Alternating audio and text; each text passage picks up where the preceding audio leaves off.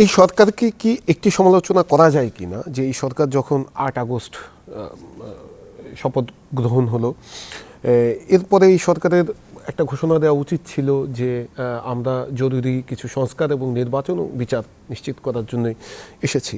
না না, যা আকাঙ্ক্ষা ছিল আমরা বেশিরভাগই বাস্তবায়ন করেছি। আকাঙ্ক্ষা ছিল ইকোনমিকে ঠিক করা, আমরা সেটা করেছি। আকাঙ্ক্ষা ছিল দ্রব্যমূল্য দাম কমিয়ে আনা, সেটা আমরা করেছি।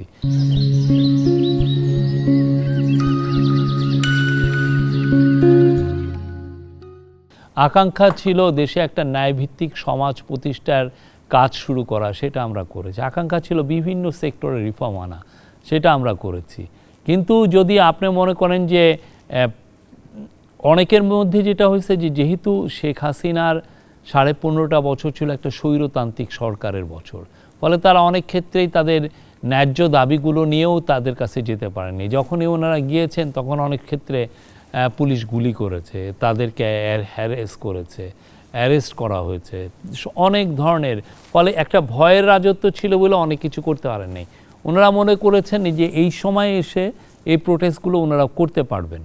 হ্যাঁ, ওনাদের যেটা যার ফলে হয়েছে যে ন্যায়সঙ্গত এবং যেগুলা আপনি ন্যায়সঙ্গত বলবেন কিনা সেগুলো প্রোটেস্টও প্রচুর হয়েছে। মানে গত 16 মাসে 2000-এর মতো প্রোটেস্ট হয়েছে। আমরা খুব বলবো যে আমরা সবগুলোই শুনেছি, সবগুলোর ক্ষেত্রেই যথেষ্ট সংযমের পরিচয় দেওয়া হয়েছে।